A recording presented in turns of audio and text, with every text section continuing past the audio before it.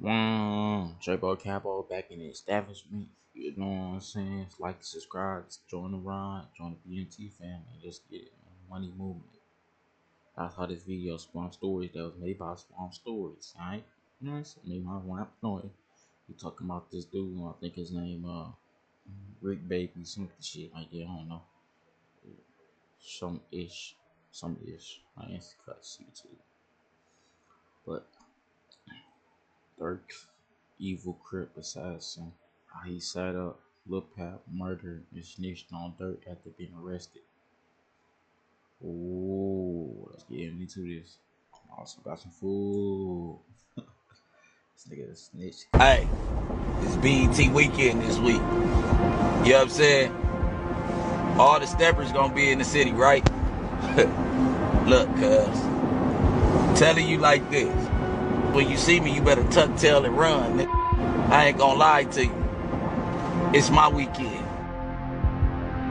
And six, I got a dime on Charleston Whitehead.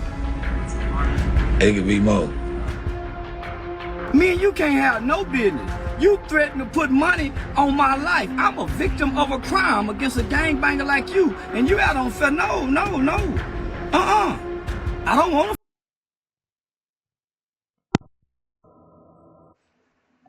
to. Man, look at both of these rolling 60s Crips beefing. One from Fort Worth and one from Los Angeles. They both rolling 60 Crips. Yeah, C Blue. His name used to be C Blue. Back in the day, Charlie White was one of the founders of the Crips. All six, that's why I don't never get. It's trying to, because he be doing the gang signs still too. But I don't like get him, sometimes I don't. Sometimes I think he just do stuff for views, but I don't know. I don't know these people. I don't worship them. I don't pay attention to them. I don't really care. Fight. I don't want to box. Keep on running content on my name. I'm putting Kill Squad in the street. Oh yeah, Slot for Vaughn, right? Yeah. They say you can't say that no more. Why? Oh yeah, cause of no. Like, They who died? say you can't say that no more. Oh, cause of FVG Cash? Or who? Nah, cause Lul Pab. Welcome back to another episode of Swamp Stories. For this one, we cover a man who the internet seems to take as a joke, somebody who talks that talk but doesn't walk the walk. But as you'll see in this video, this man has a rap sheet longer than Jason Love, and on top of this, he's willing to do the unthinkable, crossing his own flag for the money. And most importantly, you'll get to see who he really is behind the scenes and why he's about to spend the rest of his life in prison. So if you ever took Bricc Baby as a joke, this video will certainly change your mind. But before we get into it, let me run the intro. Notorious Overhill section of the rolling 60s. Here is where a boy named Zaire Mitchell was born to a notorious Los Angeles family. Not in I heard he wasn't even from rolling 60s, from something or somewhere else, and he switched to rolling 60s. Yeah. I don't know. Notorious on an official or legal level, but notorious in the sense that they were known as a serious hustling family. So given their potentially dangerous lifestyle, they smartly decided to let Zaire stay with his grandma whenever they were handling business. Basically, throughout his younger years, he was between his mom's house on Bedford and his grandma's house on Donview Place. I say that to say that his family always wanted to put him in good positions, and that included sending him to private school as well. So growing up, Zaire attended Price Christian Academy and was known as a straight-A student and standout basketball player. Now I do want to point out that this isn't modern day or something, as the school is definitely located in the hood, but the point is that his parents put him in a good position. And early on it was really paying off, as Zaire had a bright future ahead. But then, his parents would meet some people that would change his family's trajectory forever. While Zaire was in middle school, his parents would meet and build a relationship with Big Meech and Southwest T, the founders of the notorious BMF. Ooh, peewee, this took their hustle to a whole new level. Basically, they started with helping BMF expand to the West Coast, but then they were actually invited to live with them in Detroit. This was a financial opportunity of a lifetime, and Zaire's parents would take up on it and flee to Detroit. Obviously, they would leave the kids back home to be raised by Granny, and this is when life would start to derail for Zaire. Once his parents left, he began to veer towards hanging out with his cousins in the hood, who happened to be notorious Rolling 60s members. And unfortunately, as soon as he was introduced to the lifestyle, he knew that he wanted to be a part of the streets. But because he was only 11 to 12 years old, his cousins refused to put him onto the hood, and as a result, Zaire tried to create his own gangs. And we started some called Inglewood, California Crip. Me and my best friend, Envelope. Then, after giving up that idea, he decides to join something else. From there, I joined a clique called CIP, and it was completely irresistible players. And the police end up documenting this in the gang files as Crips in Progress, CIP. So they changed it from completely irresistible players to Crips in Progress because we was getting into so much shit in the area. So that was really my introduction. So now as a middle schooler, Zaire is roaming the West LA streets as an unofficial gang member. But then his friend's uncle would find out about this, and things would not be good for them. Well, not in the way you'd think.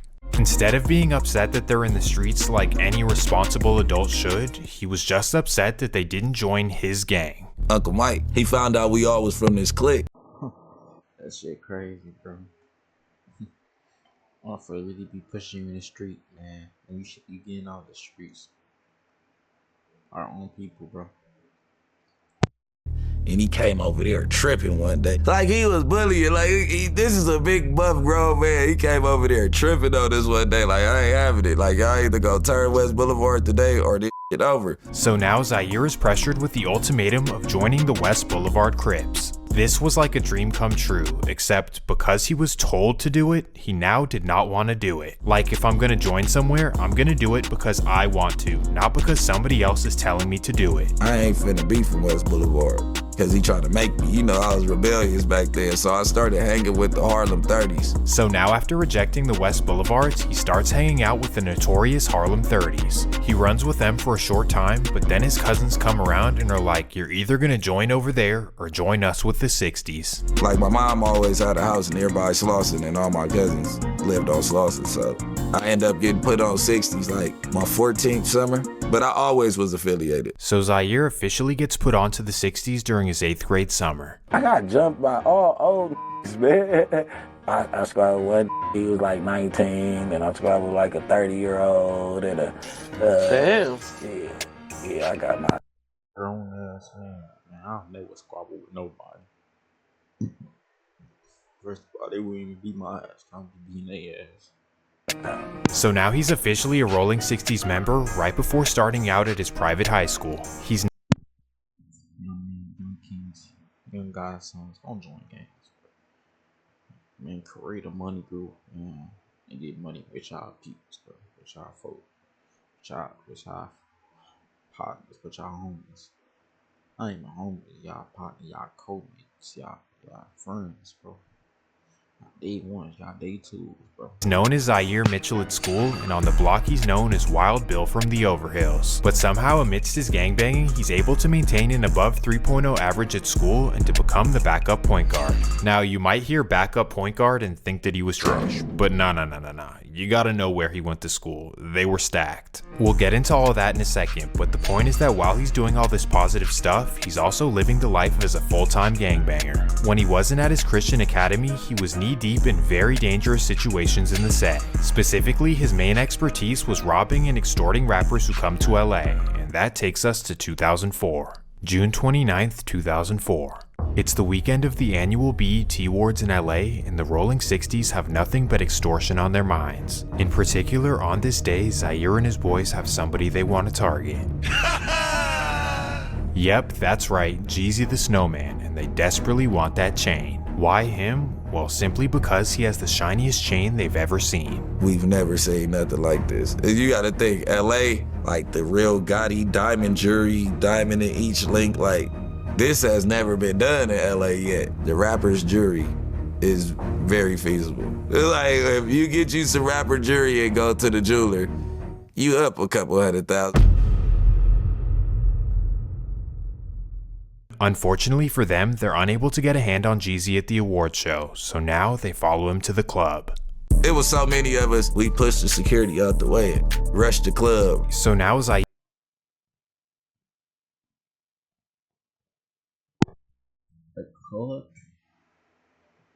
It was so many of us, we pushed the security out the way. This nigga Swamp Story clowning you, bro.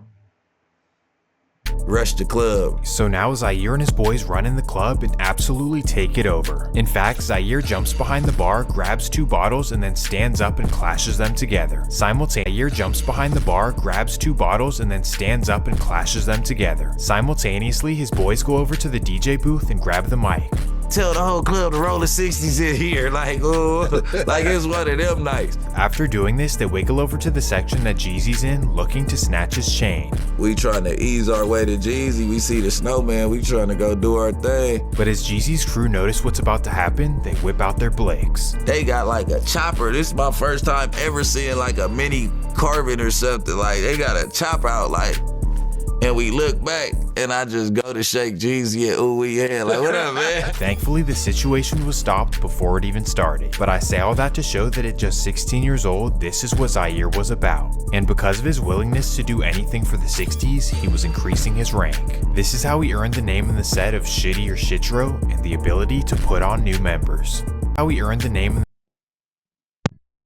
Big clothes on, boy. That boy was 60s down. the set of Shitty or Shitro and the ability to put on new members. Well, in the late summer of 2004, he would bring his first young member to be put on the set. This would be a young friend of his by the name of Eric Holder. Eric was only 14 years old, but already thirsty and ready to put in work in the set. Shitty cubs. Shitty cubs. Yeah, that's that hating ass nigga that killed this, right? So of course, Zaire brings him to the set, puts him on, and he earns the nickname of Lil Shitty. Big Shitty and Lil Shitty, a duo that would forever make history in the set. So being a big homie at just 16 years old meant that Zaire had a rider by his side. At first, this meant protecting the trap, which happened to be Zaire's mom's house. This is where you could find a whole lot of money, jewelry, and illicit items inside. So because of Zaire, his mom's house became the hangout spot for the Overhill 60s. My house was the spot. She had money and shit in the house and a lot of jewelry. So she let all the gangbangers kick it at the house because she had control of us. I had control of my homies, but we was like the security blanket. Now remember, as he's committing felony robberies and hanging out on the block, he That's a shame, bro. As a mom, you should be wanting better as your kids, man. No cop, man. You should be wanting better as your kids, bro. As a mom, to be like that, man, it's just a shame, bro. So I'm happy that God bless me with a mom I have, bro. That's a shame, bro. End up kicking me. Your son in the game, bro. he's still enrolled in private school and playing on the basketball team. So now it's the fall of 2004 and Zaire's team has a major season ahead. The team is absolutely stacked as they have a 6'10 D1 center, a 6'7 D1 wing, and the point guard is Devin Williams, who you may know as In the Lab. Well, long story short, they're so good that they have an undefeated season in their league and they make it to the state championship game in Sacramento.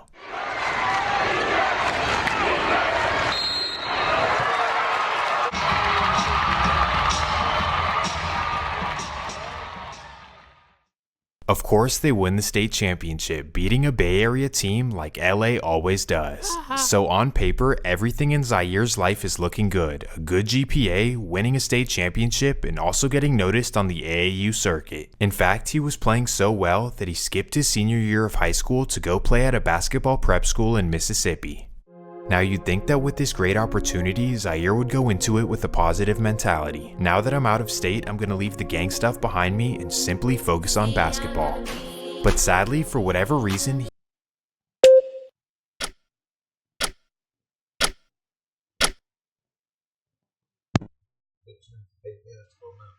Basketball, man. No game, bro. This shit ain't working. He simply cannot let the street life go. So right after his senior year at the prep school, he catches his first case. As he's riding around Mississippi in a car with no registration, the troopers get behind him. And because he has an illegal weapon in the car, he decides to take him on a chase. So he bends a few blocks, giving him enough time to roll down the window and throw out the clip and then throw out the weapon. So then after getting rid of it, he rolls his window up and then pulls over so they can talk to him. Unfortunately for him, the officers did see him throw it, so they go around and they end up finding it. At this point, everything he's worked hard for is at jeopardy. He could quickly become a felon. However, because of a technicality in Mississippi law, he gets off with a misdemeanor. Threw the gun, so they found the gun with no clip. That's a misdemeanor. Because it wasn't like... Well, while this is going on and he's sitting in a jail cell, he does receive some very good news. And while I'm there, I get an acceptance letter from Clark Atlanta University. So now he has the amazing opportunity to play on Clark Atlanta's basketball team and to go to school for free. Well, after presenting this to the court, the judge thankfully allows him to get out of jail just 2 days before orientation. What day do you start orientation? He let me out 2 days before orientation, so I couldn't do no gang banging or nothing. This was a close call, but thankfully they let him off easy and he's able to now focus on... Well, is he? Oh, hell nah. You'd think that catching that case would scare him straight, like everything I've worked hard for almost was out of my hands. Like now I'm gonna focus on basketball in school and definitely stay out of trouble. But nope, Zaire's entrance to Atlanta would be quite the opposite. As soon as he touches down in the city, he links up with his Rolling 60s cousins who now run with BMF. So while his classmates are sleeping in the dorms and kicking it on campus, he's with Big Meech at the club and sleeping in his mansion as well. So I'm the youngest little dude, you know what I'm saying, young in the club, 17, 18, I'm with Meech and them though.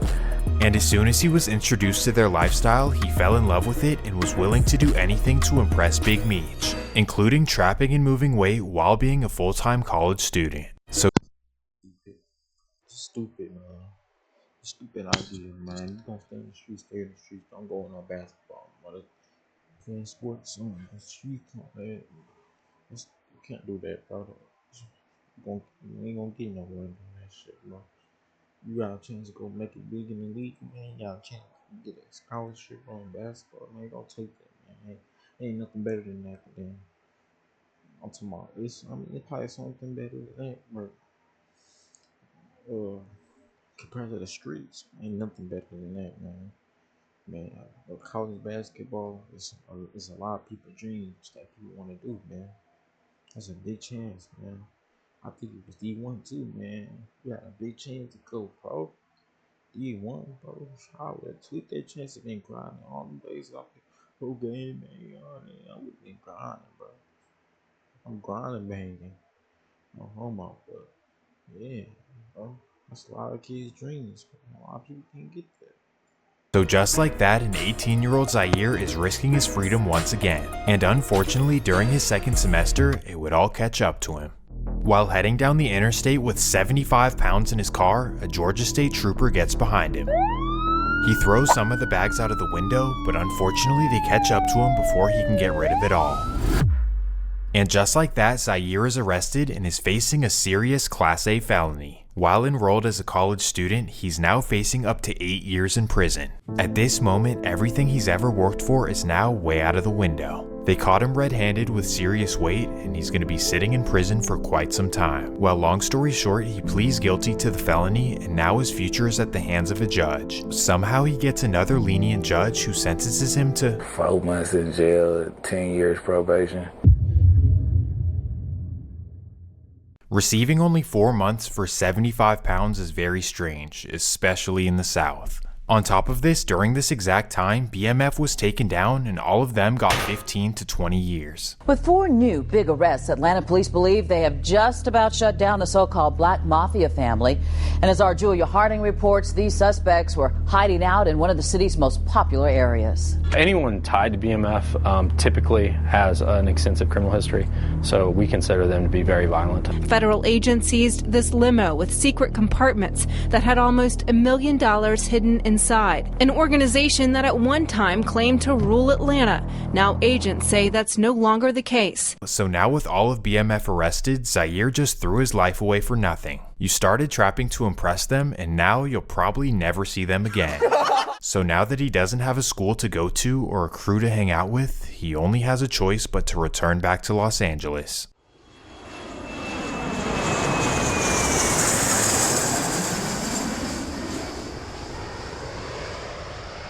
So right after his release from Fulton County Jail, he makes his glorious return to the wicked, overhill Los Angeles streets. It's now the fall of 2006, and Zaire overhill Los That neighborhood looks very cool. Is that a triple, bro? Is that a mansion? Neighborhood looks very good to be a main area. Shit, dude, you lucky staying in an area like this. Shit. Los Angeles streets. It's now the fall of 2006, and Zaire is back to ground one, hanging out with his 60s homies in the hood. He's now just another failed high school athlete who's back in the hood doing absolutely nothing. We all know some of those, don't we? But not only is he doing nothing productive, he's also in the process of risking his life every single day. Why, you might be wondering? Well, because while he was in Atlanta, his little homie Eric Holder was causing havoc in the streets. So upon Zaire's return to LA, he was putting his life in immediate risk.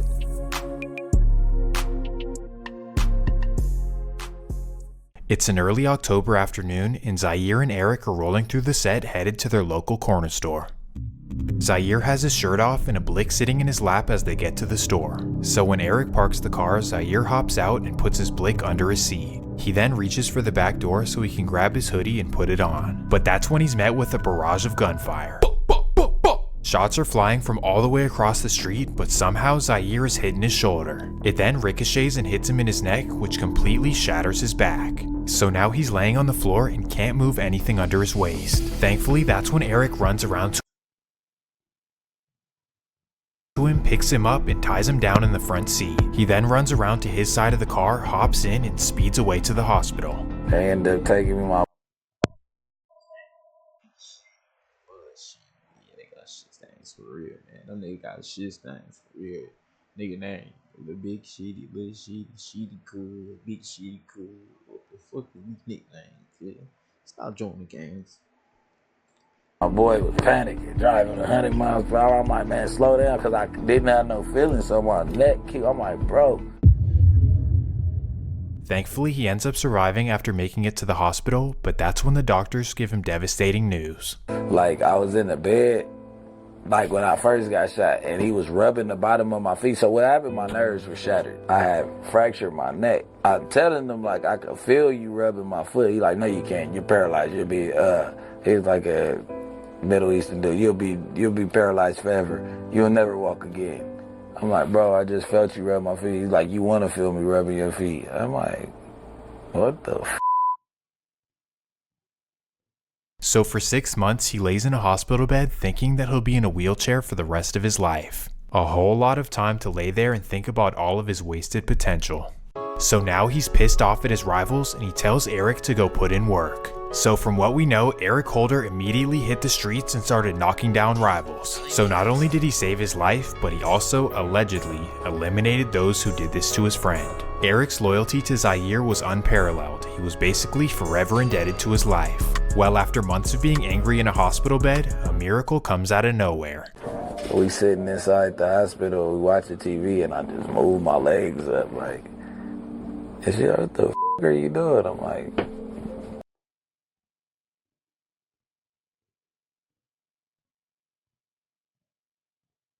I was like, oh shit, I was trying to get comfortable. And my legs just moved. She like, what the fuck? He like, oh, she ran and got the nurse.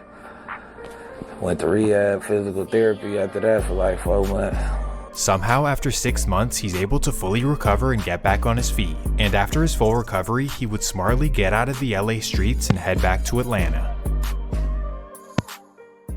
Now you may be thinking that this was Go to Atlanta. It is the black capital of making money, pretty much. was his wake-up call to get out of the streets, but this wasn't the case at all. Instead, he heads back to Atlanta with a serious mission in mind, and he brings Eric with him. Basically, he wants to become the king of the streets, the powerful leader of the Georgia Rolling 60s. At this time, and really still to this day, the streets in the South had absolutely zero structure. Nobody listened or followed orders from anyone, and it was pretty much every man for himself. No certified OGs,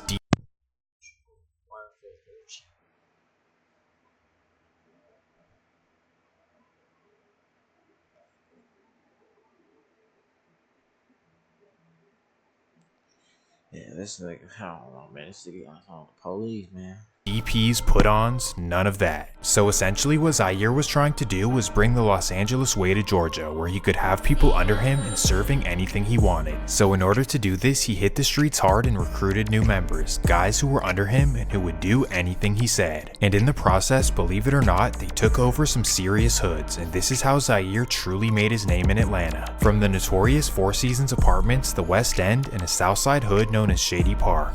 While in the process of expanding the set, Zaire unfortunately brought some havoc to the streets. In typical LA fashion, he began robbing and extorting rappers, a trend that Atlanta had never seen before. No, that's somebody I robbed that was Gucci's best friend. This is how he becomes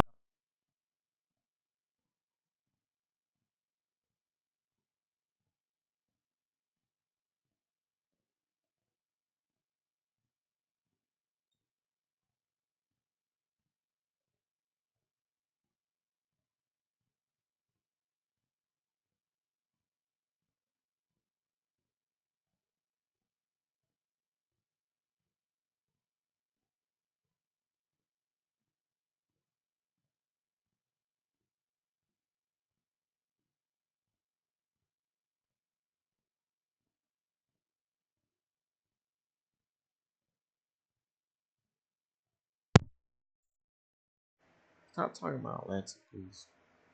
I don't know, you heard me. Stop talking about Atlanta. Atlanta was that. Atlanta was way dangerous, way dangerous than Los Angeles. It's like, well, STL, we connect to Atlanta. It's like, well, STL, we connected. Rappers, families, connected, bro. But when y'all need to start talking about Atlanta, bro, this is probably like undocumented. Like, I know nothing I have seen about this dude talking about Atlanta. Like, it's soft. Ain't nothing soft down on Atlanta, bro. known for robbing in Atlanta. Real good money. No, I ain't even been to Atlanta yet. But I know it's good down like that. Atlanta. It's real sneaky down there. I know it's also a good place to live for black folks. Somebody that you'd rather have on your side than against you. So he's basically extorting people for friendships, but on the flip side, he's also pretty intelligent. After befriending a local Rolling 60 by the name of Pee Wee Longway, he ends up running his bag up like never before. If you're unfamiliar, Pee Wee was a very well-known hustler in the streets of Atlanta, known for running up millions. And because of this, he had connections to the up-and-coming and major rappers in Atlanta. I met everybody through Pee Wee Longway. That's my brother. That's like my brother-in-law. As they were constantly in studios and surrounded by rappers, they decided to join together and to start a music label. This would be known as Money, Piles, and Ammo, also known as MPA. Okay, so you guys started rolling together and you guys start MPA together. We around it so much. Let's pay for some studio time, shoot a couple videos. Let's just see where this goes.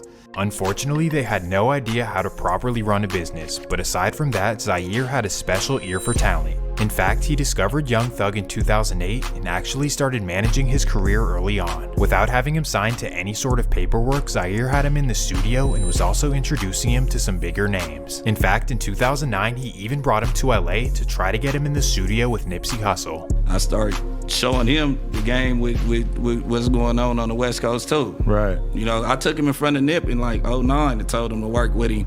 And Nip was like iffy. Thug was slime then. He was real like, you know what I'm saying? He was out here robbing, doing all, you know, regular hood. So the point is that he was helping out Atlanta artists and he had a really good ear for talent. So not only does he have a potentially major label at his hands, but this shit cap. Tell me anything went to Atlanta. Start playing. Well, man, this shit sounds cap, bro. he's also doing pretty well financially. In fact, in 2009, he copped a nice condo in Sandy Springs, a fly whip, and you know, he was just doing his thing. Once again, things are truly looking good for him, but sadly, this is when he's met with some terrible luck. October 22nd, 2009. It's a Thursday night in North Atlanta, and Zaire is headed down Interstate 19, headed towards downtown. As he's cruising down, a Georgia State Patrol gets behind him and runs his tags. Unfortunately, he never registered the car, so the officer hits the cherries. Ah shit, here we go again. Zaire knows that he's riding dirty as a convicted felon, so he smashes on the pedal. Now he's on a high-speed chase, cutting in and out of traffic in Buckhead, and then skirt, he smashes into a pole. Just like that, the officers are able to pull him out of the car and they find weapons inside. This time, it's no joke, as he's facing 4 separate felonies. So already being a convicted felon, he's looking at up to 12 years in prison. But somehow, once again, Zaire is able to completely avoid prison and only get a few months in jail. What? A convicted felon and document. This whole story sounds like fucking cap. I could probably tell you the most capping thing he ever said was about Young Thug in Atlanta. I can tell you that's probably the most capping shit he ever said on this documentary. But all this shit sounds iffy, bro. I ain't gonna lie. Rolling 60's Crip only gets a few months in jail for 4 separate felonies. That makes no sense in my mind. Well, once again he gets off easy and he's right back on the streets in early 2010. But not for long. On July 28th, 2010, he would have another high-speed chase while on probation, and yet again he's caught with a weapon and facing 10 years in prison. But mysteriously, the judge lets him off easy and he only does 18 months. Now before you call him a snitch or an informant, do understand that this is Fulton County, which is a complete joke. Well, regardless, it's now 2012 and the MPA boss returns to the streets. While he was away, Pee-wee Longway was able to discover young rappers Lil Durk, Rich Homie Quando, and a group called the Migos. Rich Homie Quando before he came out. I'm hearing 21 Savage before he came out. So as soon as Zaire got out of prison, he was connected with them and actually started helping their careers. Not only did he pay for their studio time and connect them with rappers, but he also provided them with protection. Durk being an outsider from Chicago and the Migos being suburban wannabes, they both could use some protection. But most importantly, the biggest thing he provided was protection whenever the rappers went to LA. In fact, he even brought Future to LA for the very first time. You know what I'm saying? I've been that person, like bringing them out here. Like I had Future, I turned LA on the Future. I was listening to Dirty Sprite 1. You know, I brought them out here to do a song with Nip. Essentially, he was every rapper's connection whenever they'd go to LA. He was the first and only call. Remember this, because it will be very important. Well, as we know, everyone around him and Pee-wee was getting rich and famous during this period. And after a while, they got kind of tired of being the guys in the background, and they wanted to try rapping for themselves. So Zaire would become MPA Shitro or MPA Bricc Baby, and Pee-wee was still Pee-wee Longway. Early on, things were looking bright for the duo, as they had the help of Durk, Future, Young Thug, Gucci Mane, and more. Basically, because of everything they had done for them, if they ever needed a feature, it was done right away. But then, unfortunately, as things are going up for Bricc Baby, he catches another felon in possession charge in Los Angeles. And this time he's sentenced to 3 years in prison. As he's sitting in a lonely prison cell, everyone around him is getting rich and famous. Young Thug signs with Birdman and blows up, Future blows up, Lil Durk blows up, Rich Homie Quando blows up, Pee-wee Longway blows up, well, kind of, but you get the point. Oh, and don't forget that the Migos get a feature with Drake and they're out of here as well. So literally everyone who was with him in Atlanta completely blow up and get nationally famous. All while Zaire Bricc Baby is sitting in a California prison with no fame or nothing. Damn, that would shatter any man's ego. Don't act like it wouldn't. But on the flip, I don't think he was mad about fame. I think he was mad more about the money here. Side, because they're all rich and famous now, he assumes that once he gets out, they'll definitely put him on. So 3 long years go by and Bricc Baby is finally released. It's 2015 and Bricc Baby is finally home expecting a warm welcome. But as soon as he touches down, a harsh reality kicks in. These guys are not your real friends. Aside from Thug, Pee-wee, and Durk, his friends were not there to help him out and pretty much wanted nothing to do with him. You told me earlier that you've been cut off. People cut you off or something of that sort. My industry friends that I thought was my friends now, Free YSL, Gunna, Slime. Y'all did, you know what I'm saying? You already know, we ain't even gotta talk. Longway, Are we speaking Durk. like After everything he did for some of his friends in the industry, he really took it hard. was broke, we could go through DMs, or when you was up and coming, we could do that. I just feel Well, it just sounds like it's a song. It's like it count. You know what I'm saying? I don't know. I don't know these people at all, bro. like they wanted to be around me when they was broke because they didn't have nothing. So now you a millionaire now, you don't want that type of pressure around. But you think I'm gonna turn that energy on you? You my boy, I love you. I wouldn't give a fuck if you had $1 or $1 billion. I'm gonna treat you the same way. Bricc Baby was now a peon or an afterthought to many people he helped out, and this truly hurt his ego. Now, instead of being the guy who helps out rappers and protects them, he reverts to being the guy who wants to rob them. Don't come to LA. Unless your name is Durk, Thug, or Peewee, you better tuck your tail. So as the streets tell it, Bricc Baby becomes the biggest chain collector in LA. Basically, he had his young Rolling 60s members doing serious homework in the streets. This included having them sit at the airport for rappers to come to town and then following their cars back to their hotel. Then they'd relay all of this information back to Bricc and he'd do with it what he pleased. So basically, without them knowing, rappers were being tracked by Bricc Baby the second they stepped foot in LA. Then he and the Rolling 60s would wait for the perfect opportunity to strike, and then they'd get up on him and give me everything you got. So just like that, he went from being known as the helpful guy in the industry to the boogeyman. And because of this reputation, he would be featured on YG's notorious song, Don't Come to LA. Don't come to LA, Ralph's for their jewelry. Bro, LA is so corny, bro. But anyways, as the YG feature would help his record, Boy, I'm still better not get face real. Come down like you don't do ads. recognition, he was still hurting financially. How I know this? Well, he was now 29 years old and still taking penitentiary chances. And that takes us to September 21st, 2017. It's an early Thursday afternoon on the west side of LA, and Bricc and two Rolling 60s members are masking up for a lick. In particular, they aim to hit a high-end jewelry store in the wealthy Marina Del Rey. So at 1 p.m., they arrive in front of the store in a gray Range Rover SUV. Then they quickly Hard, man. Background ain't gonna fake it. quickly hop out of the car and run inside the store with bags.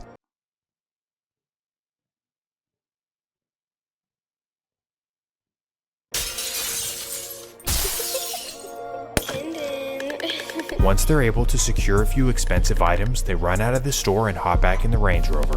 Bricc then quickly speeds away, not realizing that LAPD are already behind him. After bending a few blocks, he hears the sirens and knows they're in trouble. So he instantly punches the gas and busts a left down a residential road.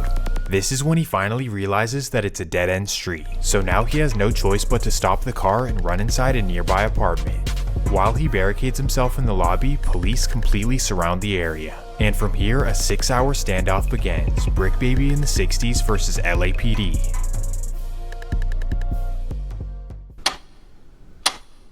Finally, at 7:30 p.m., Bricc Baby surrenders. Misunderstanding tonight, or was it justified? A local rapper arrested after a tense standoff with officers in Marina Del Rey, but his family says police got the wrong guy. NBC4's Beverly White just spoke with his family and police. Beverly. That's right, Chuck. LAPD says it started with a 20-minute pursuit this afternoon of a man traveling in a silver Range Rover, and it ended when he ducked into this apartment building in the 13,900 block of Pan A Way. That music video from YouTube is of local rap artist Bricc Baby, the 29-year-old now in LAPD custody after a standoff in Marina Del Rey, identified by his mother, who declined to give her name. The already 3-time felon is facing 2 more of them things. Because of his history and the severity of the charges, he's facing up to 15 years in prison. Definitely nothing to scoff at. Of course, his family doesn't want to see him go away for a long time. And because of this, they go on the news and blame everything on his co-defendant. His mom goes on the news and says, "My son didn't rob anyone. In fact, he doesn't even own a gun." And get ready for this one. His friend is actually the one who robbed the store, and Bricc only drove him away because of adrenaline. So she evidently threw his co-defendant under the bus. And I don't know, is this snitching? It's his mom, but yeah, it's snitching, right?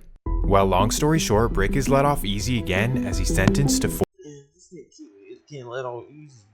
years in prison. And even though this isn't that much time, with 4 felonies on his record, what is he gonna do for the rest of his life? Obviously, this is a harsh reality for a guy in his 30s, but sadly, during his prison stay, things get even worse. The music world is mourning Grammy-nominated rapper Nipsey Hussle, who was killed in a shooting in Los Angeles. Hussle was shot multiple times yesterday in a parking lot outside his in front of his own store. I was just listening to the Marathon, Blue Laces, part 1, and that song hard, man. Man, in front of your own store, that's what I want to do, man. I can't be there all the time. But look what happened to Nips, man. Look what happened to Nips, man. Sue him for no reason, bro, because they hate him. He was getting back to his own people. You're showing what's bigger than this. Started a whole game.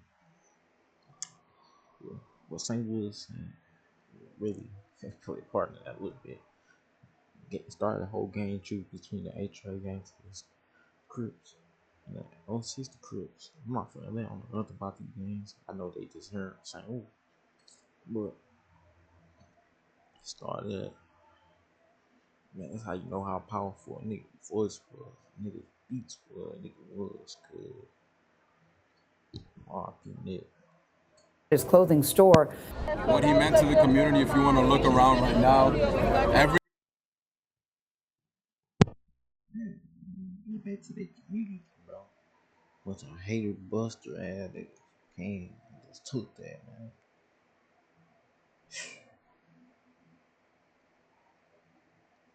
Straight buster, dog. Straight buster, dog.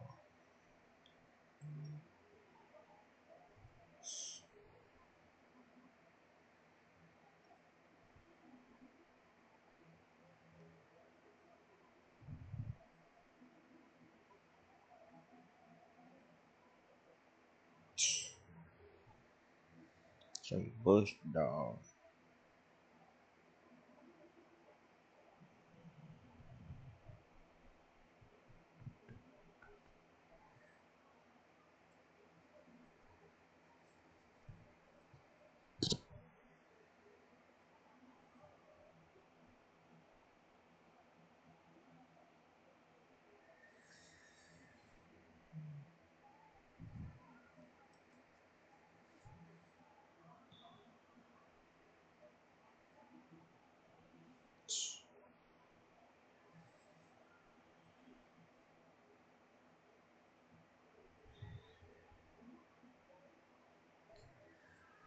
single person that's out here, spending their time here, they're here because he spoke to them in some way, he inspired them in some way, they related to him in some way. He meant a lot. He meant everything to the community. You know, he was an entrepreneur. He was employing people. He loved his community. He was encouraging them and empowering them to be more, to do more with their lives. So that's why we're here today. The city of LA, and more specifically the rolling 60s, lost a legend, and unfortunately, Bricc Baby would learn from a prison cell. Oh no, I'm playing poker in the day room. So I'm playing poker, and a dude from Blackstone come over from Jungles. He come over like, shitty blood, like they killed Nip. I'm like, stop playing with the set. Immediately, I'm like, stop playing, bro. I get on the phone, I'm like, hey, what they talking about with Nip? They like, yeah. He just got killed. And I'm like, huh? How did somebody come into the parking lot and kill bro? Like, he supposed to be untouchable in this parking lot. You get what I'm saying? Like, Bricc is completely devastated and confused, and it gets even worse when he finds out who did it. His lil homie Eric Holder, the one who saved his life and put in work when he was paralyzed. And once he heard the story of how it transpired, this is what hurt him the most. Basically, he was with his girlfriend and he walked up to Nipsey in front of his store. And when he goes to dap him up, Nipsey refuses to shake his hand and calls him a rat. This is a major violation in the LA street code. You do not call someone a rat without paperwork, and especially not in front of their girl. So Eric, being one of the only actual steppers from the rolling 60s, he feels completely played and wants to do something to Nipsey. So long story short, he goes to his car, grabs his blick, and walks back to the block. Then in front of an entire crowd of Rolling 60s members, he walks right up to Nipsey and lets him have it. After emptying his clip, he simply walks away as Nipsey's friends are frozen in shock. And because of how quickly and emotionally this happened, Bricc realizes that if he was there, he could have calmed down Eric and made everything okay. Now, I get wind that it's Cuz. I'm like, oh, Cuz. I'm like, man. I'm just like, man, how one of my close friends killed my other close friend while I was in jail. So you always think like, damn, if I was on the streets, could I have stopped it? I probably could have took him to go smoke and slide, and we could have went somewhere that would never happen. How Eric Holder was able to do this in front of all those people is beyond me, but it is California at the end of the day. And on top of this, instead of going by their own code and holding court in the streets, they decided to testify against him in court. What? What I've now learned doing this for a few years is that all of these LA street codes that they all say they abide by are pretty much never enforced, or at least they pick and choose who they want to enforce them on, and on top of this, they're always contradicting themselves. But either way, we move on to another rapper loss that involves the Rolling 60s, and that takes us right back to Atlanta, Georgia. As we all know, in the summer of 2020, Chicago rapper King Von would start an internet beef with Baton Rouge's NBA Youngboy. I guess it started over a girl, but for the sake of the video, the details don't really matter. Well, because of Youngboy's close friendship with Rolling 60s rapper Quando Rondo, he was implicated in the beef as well. So for months, Von would instigate the beef and they would go back and forth online. Then eventually, Von would take the internet beef to the streets. On the night of November 6, 2020, Quando Rondo and his friend Lil Tim would be at a lounge in Atlanta. Von, who now happened to be living in Atlanta as well, would get word of this and he would pull up to the lounge. So while Lil Tim is sitting in the Escalade and Quando Rondo is standing outside, King Von would pull up on him and start whooping his ass. As soon as Tim sees what's going on and Quando's on the ground surrounded by the Chicago goons, he lets off. Atlanta police say 2 people are dead after an officer-involved shooting here on Trinity Avenue in downtown. As dawn turned to daylight, you could make out dozens of evidence markers. GBI crime scene investigators combing the scene. It hurt us. It hurt us a lot. I cried. Some of my friends cried. He had a big influence on us, a really big influence. Obviously, this was a monumental moment in rap history as one artist lost his life to another. And unfortunately, everyone in the industry and the streets started picking sides. You're either on Von and Lil Durk's side, or you're on Quando and Youngboy's side. There's no in between. Well, despite the fact that Von initiated all of this, and Quando's side arguably did nothing wrong, everyone was choosing Durk's side. This was so big that even Spotify and Apple Music are accused of taking Durk's side and blackballing Quando and Youngboy. He literally told me, he said, Apple blackballing Quando. He said, I talked to the people at Spotify, because you know Quando was signed to me. He said, they say they can't put him on so-and-so. It was either Apple or Spotify that said, we can't put him on so-and-so because the other guy don't f with him and he ain't gonna f with us. So basically he was saying that Durk, don't blackball nobody, bro. It's, man, you a business, just be a business. Why you being a blackball, man? You put their party on one dude blackball. You know what I'm saying? Look, good dirt team probably trip off Quando, bro. For real, for real. You know what I'm saying?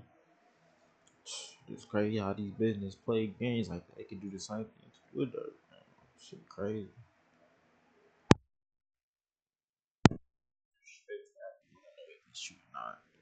I hope it's not true, because y'all are a good company. I shouldn't be doing this. Stepping in this stuff. What, nigga? Just be a business, man. No, there's no reason. either told Spotify or Apple that, yo, if y'all with that guy, I ain't gonna with y'all. But this don't got nothing to do with me, so how does it like a blackball? How does it that's like? So basically they were picking sides, right? All the guys who always talk about the street code, the street code, the street code. Well, I guess it doesn't apply to this situation. King Von and his crew initiated the beef and Lil Tim stood up for his friend. What goes against the street code at all? But like I said, with the streets picking and choosing what's okay, because Von and Durk were the popular artists, everyone went against Quando and Tim. The game ain't acting like they're picking favorites, not standing on how the streets normally supposed to treat that. You're supposed to treat that as, alright, it is what it is. Now, of course, this is all the industry, so let's go back to the real streets. And when I say real streets, I'm talking about Bricc Baby. All of this went down while Bricc Baby was in prison about a year before his release. Regardless though, upon his release, a lot of people were curious where his loyalties would lie. Are you loyal to your buddy Durk or to the Rolling 60s, specifically the set that you brought to Georgia? Now, according to the LA street codes, you're never supposed to go against your own gang.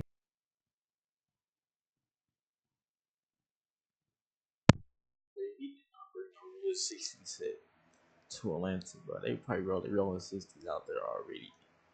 Probably bring it to Atlanta, probably. But he ain't probably bringing it in Georgia. They probably been straight.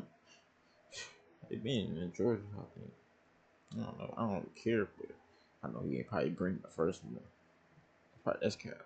Because at that point, what's the point of even being in it? When you're constantly talking about on 6-0 and on hood and riding and being loyal for the set, there's no way you can cross your own flag. However, when it comes to your millionaire friend, all of that goes out the window. Right after his prison release, Bricc Baby goes on No Jumper and lets the world know where he stands. You know what I'm saying? Like Quando, Rondo. You're not him. Boy, stop. Well, that's gotta be weird for you because you with Durk so much. It ain't weird for me. Yeah. It ain't weird for me at all. You know what I'm saying? You're not from Rolling 60s. Oh, really? You're not from LA Rolling 60s. You're not from Rolling 60s. Oh, really? You're not from LA Rolling 60s. You're not from Rolling 60s. Wait. All those years of putting people on in Georgia and spreading the 60s out there, and you don't even respect them as rolling 60s? That makes no sense. That is the dumbest reason to say that you're not rocking with Quando, because he's not from LA and he's from Georgia. That makes no sense. So to all the rolling 60s out there that aren't in LA, see this and understand that the guys in LA do not respect you, so just understand that. And that's not to mention that the guys out of one person say something in LA doesn't mean all everybody. Man, just shut up. Swan story. Just tell the story, bro. state are probably more active, because in LA they're just squabbling and catching fades and hanging out in front of their $1 million hoods where nothing happens and they talk about how crazy it is. But the point is that Bricc Baby did the unthinkable and went against his own flag for his millionaire friend. Doing that, talking about that they hoods are dangerous and stuff. Nothing really be going on. They hoods be looking nice. It's not, man. I'd be like, man, it's not the mid 2000s to the 80s or the late 70s, bro. This ain't the 80s to the mid 2000s, bro. For anything like that, bro. It's a whole different time period. I be thinking they cornballs too now in 2020. Going against every in the decade of 2020, LA game cornballs to me personally. Some of them, I'm not gonna say all. I don't know, but once my sister told me, they cornballs. Everything he's ever said he stood for. And that just shows you the true character of Bricc Baby, just grimy and slimy. You really from the trenches and you showing love, cause we not gonna get on your ass. You get what I'm saying? Cause you got it like how we got it. Cause you got it like how we got it. Cause you got it like how we got it. It's these pretending ass niggas. You don't have a hood that you taking care of. You're not from the hood. You're not from the hood. You're not from the hood. You're not from the hood. You're not from the hood. So now that we know where Bricc Baby stands, let's focus back on the beef between Lil Durk and Quando. From all accounts, Quando and the Savannah Rolling 60s never wanted beef with Vaughn and really never wanted this to happen at all. And despite the fact that all Lil Tim did was defend his friend, Lil Durk still wants get back for Vaughn. Well, given that Durk lives in Atlanta and Quando and his boys are only a few hours away, you'd think that he'd send a hit to Savannah. But because Quando and his boys would have home field advantage, and it's the South where everyone's packing heat, it's not necessarily an easy hit. But instead, Durk waits patiently for them to go to a particular city, a city where he knows he can get them gone. This of course would be the city of Los Angeles, which for 3 reasons would be the perfect place for him to do it. If Quando and his boys are in LA, they have no home field advantage. In fact, they probably don't know where they are at any time. And secondly, they won't be strapped, because the laws in California make it pretty much impossible to do so. And the third reason? None other than Bricc Baby. As we know, Bricc Baby is the king of hawking down rappers as soon as they touch down in the city. And not only can he give you Quando's exact location, but he can also supply you with what you need. You know, in days. Well, from what the FBI states, Lil Durk waits patiently for Quando and his boys to go to LA. And that day would finally come, nearly 2 years after the demise of Vaughn, August 18th, 2022. It's a regular morning like any other when Lil Durk gets a call from an unknown source informing him of Quando's presence in LA. This is the opportunity he's been waiting for, so he seizes it and he quickly calls an OTF member by the name of Vonnie. OTF Vonnie, whose real name is Kevon Grant, is a certified stepper from Detroit who's known for getting things done. So as soon as Durk gets the information on Quando, he calls up Vonnie and has him fly on his private jet to come meet him. So according to investigators from here, Durk and Vonnie have a meeting where they discuss what needs to be done. And because of Vonnie's reputation for allegedly getting people slumped, he's tasked with handling all the logistics. This includes booking flights, hotel rooms, rental cars, and basically handling everything that needs to be done. So as soon as the meeting wraps up, Vonnie immediately gets to planning. First, he gets in contact with 4 reputed OTF steppers, handpicked by him. He's from Detroit. These would be DeAndre Wilson, also known as Didi, Keith Jones, also known as Flocka, David Lindsay, also known as Brown Eyes, and Asa Houston, also known as Boogie.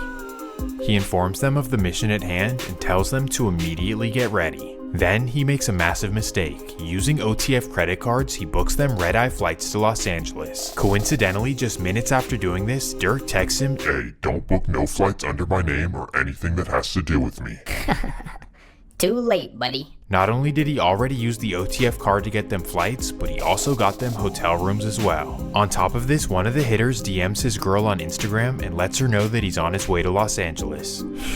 Regardless, this doesn't stop anything, and the 4 OTF hitters head to the airport for their midnight flight. Okay, so now that all the travel is handled, Vonnie hops on a private jet headed to Los Angeles.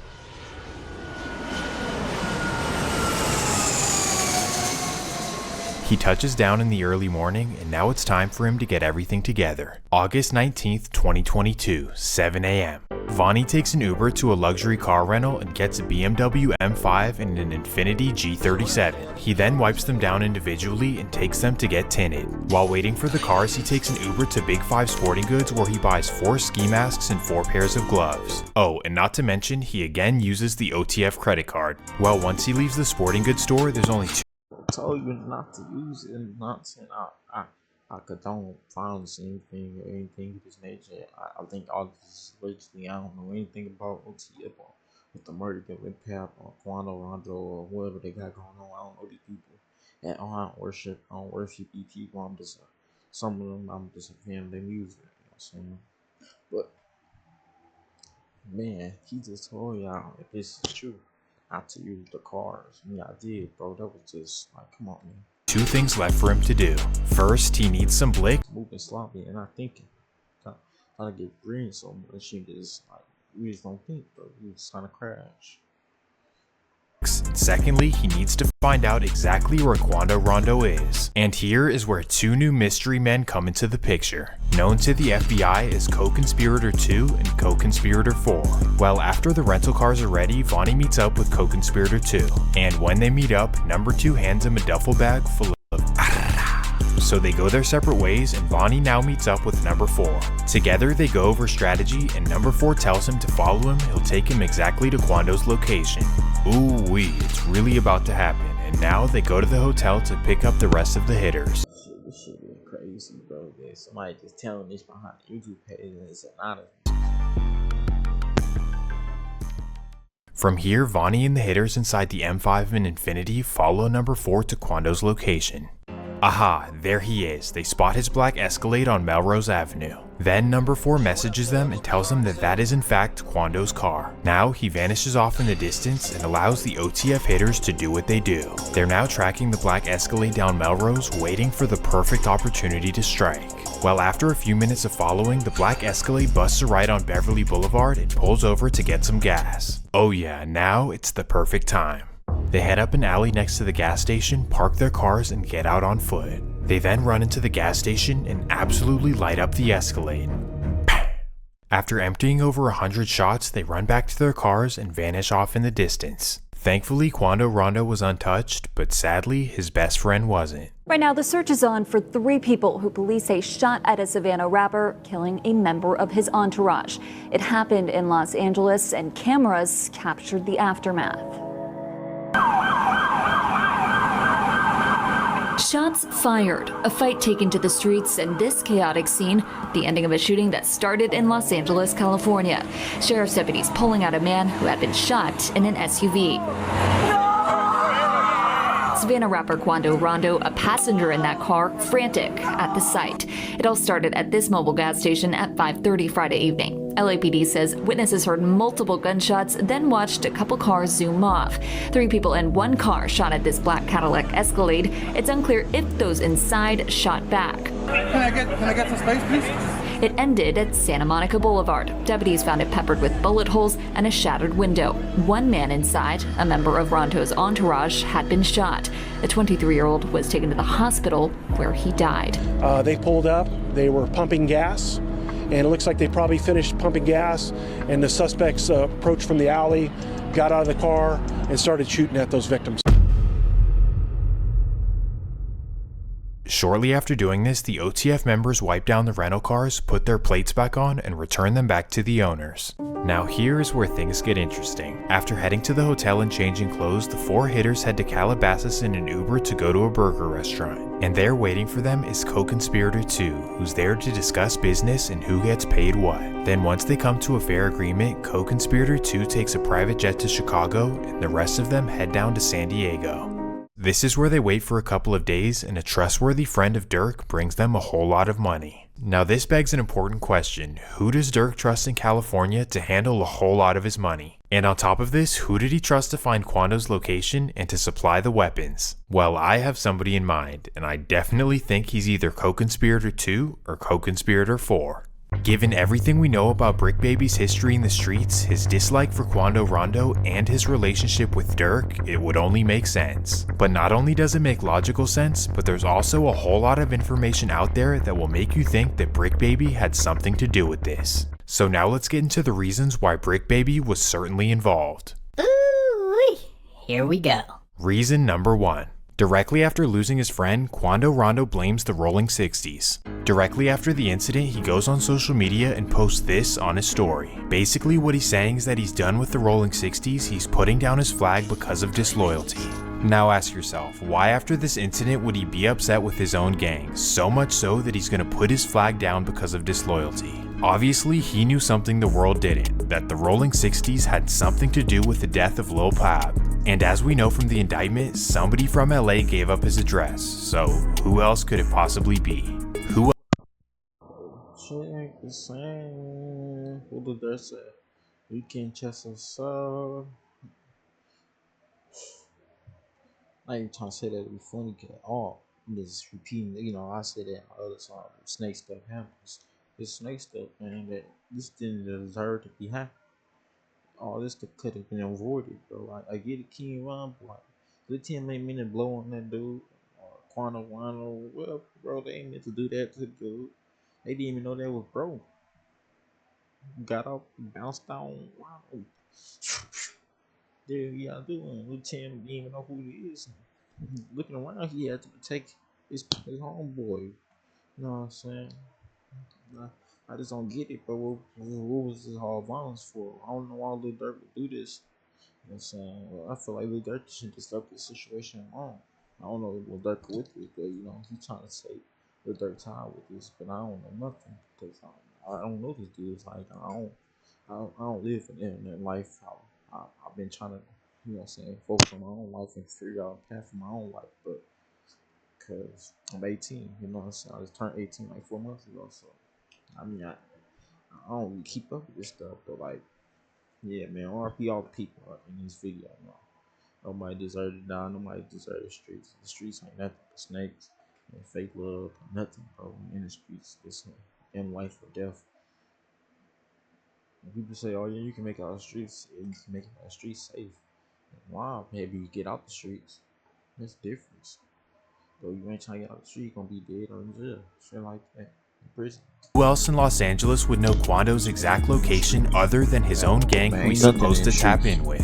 And on top of this, which Rolling 60 would be connected to Durk? Obviously Bricc Baby. Anybody tell you to jump in the streets? He don't love you. Simple. And that's just the first reason why I believe that Bricc Baby is co-conspirator 4. And trust me, there's a whole lot of other reasons as well, all coming out of his own mouth. And now we're at reason number 2. Bricc Baby hints at it and admits that he was involved.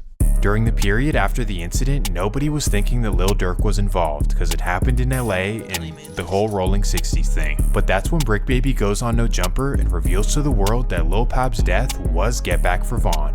Oh yeah, slide for Vaughn, right? Yeah. They say you can't say that no more. Why? Oh yeah, because of no. Like They who died? say you can't say that no more. Oh, because of FBG Cash? Or who?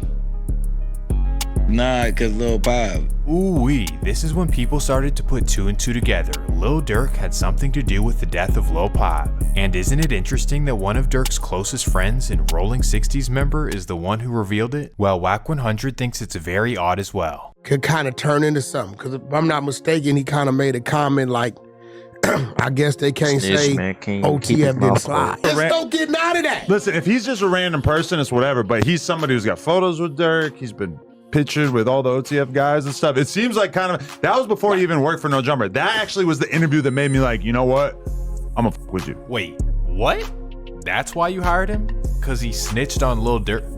What? But anyway. Could Adam work for the police too? Probably. I don't know. That's what they say. I don't know Adam. I used to watch him like a long time ago. He used to ride DMX bikes, but he do sound like a goofy sometimes. I ain't gonna lie, but I ain't gonna diss, bro. I don't even know brother like that. You know what I'm saying? I don't know what he do, bro. Adam do, but I just know whatever his name is, Adam 22, I guess. I just know he used to do BMX bikes videos. I used to like back in the days, you know. You know what I'm saying? It just, I don't know. I don't really watch him no more. Let's continue. Because at the time, OTF was never mentioned. Right. He's the first one that made any type of anything that OTF was involved by saying, I guess they can't say they didn't slide for Vaughn no more. It's like, well, if this doesn't convince you enough, right after this, Bricc Baby would drop a song where he basically incriminates himself. In a song called Not Enough, here's what he says. He was ducking trying to hide, now he in a blunt. We dropped 100 shots, go dig your partner up. Then he says the last one we turned into a pack, we got 1 million plus. And now knowing what we know from the indictment of the co-conspirators getting paid, I mean, you know? But of course on the flip side, he could just be lying about the money, right? Except for the fact that after this, he mysteriously starts living in a Calabasas 4-bedroom mansion. So just a year after getting out of prison for robbing a jewelry store, you're living in a Calabasas mansion. How does that make sense? I mean, No Jumper ain't paying that much, cause I promise you Bricc Baby's house is worth more than Adam's. Don't forget, Bricc Baby is the rich crip. Okay, so let's get back on track. The No Jumper interview where he reveals that the Lul Pab situation was get back for Vaughn, that was in February. And strangely, just a couple weeks later in March, the feds start tracking Bricc Baby's every move. In fact, they even spy on him for 4 months straight. To know you was getting followed for 4 months. It was 4 months? Hell yeah. The only thing you told me is that they were following you back and forth from your house to here. And that kind of tripped me out. I'm like, wow, so these fools are just like parked outside sometimes and we just don't even know? And low with grandma van, like soccer vans and shit. And after 4 months of spying on him, they finally raid his house in the middle of the night. Yep, on June 25th, 2023, his Calabasas mansion was raided and they found an AK-47. Now generally this isn't that serious, but given that he's a 4-time felon, this is no joke. In fact, just like Crip Mac, he was facing up to 15 years in prison. And even though he seemed to wiggle out of serious consequences for every felony he's ever had, this one is a little different because it's the feds. Well, long story short, over the next year, somehow the case just magically disappears. And that really makes you wonder, how does a 4-time felon have such a big case dropped, just like that? Well, actually, the first question is, why was he being spied on and why was he raided in the first place? Does it have anything to do with the murder of Lul Pab,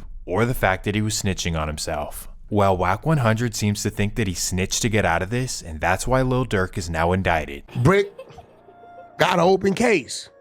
And everybody's watching, Bricc, where your court dates. Boom! OTF is hit with an indictment. And even if Bricc didn't actually snitch, Wax says that he could be the reason that the feds even look Lil Durk's direction. Now, you got the people saying, well, this dude's a known gang member. He ran with these people. Okay, well, let's look over there. Maybe they wasn't even thinking about looking over there. But because they heard him say it, they like, let's look into that. Let's just see where it takes us.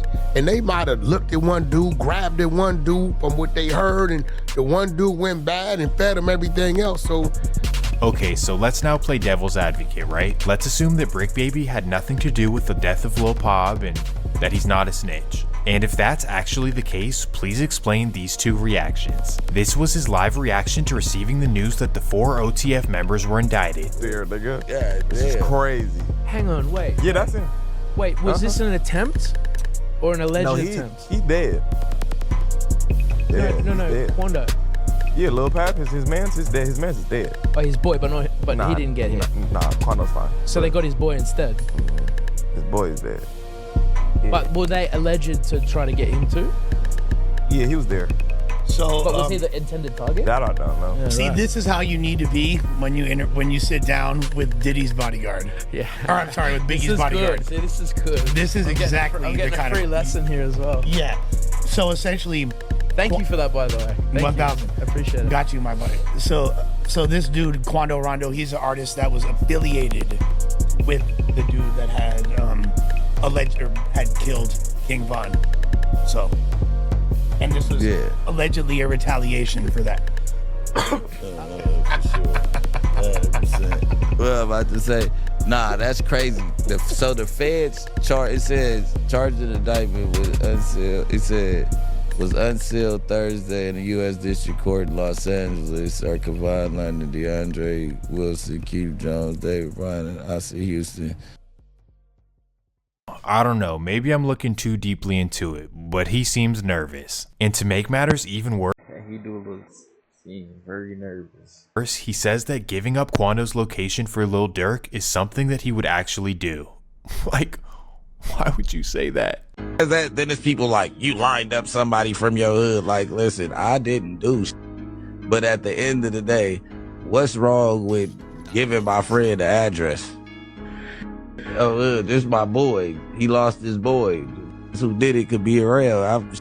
9 times out of 10, had he asked me, I probably would have been coking if he even asked anybody, if this is even true. But 9 times out of 10, like I said, can I leak a bar? Sure. I said if he make the call right now, I dig his up in. Right. What's wrong with getting somebody from your own gang killed because your friend asked you to? I mean, what's wrong with that? Like, forget on a moral level. Clearly this guy has no morals. But on a street level as well, especially in LA, openly admitting to backdooring your own gang for your millionaire buddy is crazy. So you guys tell me what you think. Firstly, do you think Bricc was involved in the hit in any way, and was he co-conspirator 2 or co-conspirator 4? And secondly, do you think he's a federal informant that gave up Durk for his own protection? And even if he didn't officially snitch, do you think that his song lyrics and comments on podcasts are the reason that the feds looked into Lil Durk? Well, personally, I'm gonna do everything in my power to make sure that Bricc Baby goes to jail for the rest. No, I'm just kidding, I won't do that. But what I will do is hope that you guys enjoyed the video, and if you did, please make sure to leave a like and subscribe. Also,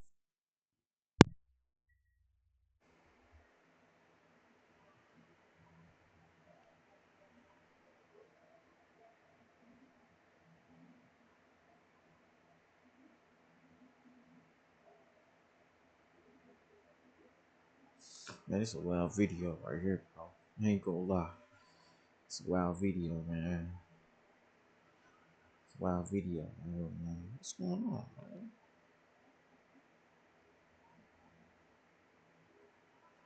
man? It's a wild video right here, man. Y'all stay tuned to the next video. NBA reaction is coming out tonight too. Alright, let's go. Like and subscribe to the video. Join the BMT family money group. Let's go. Wow.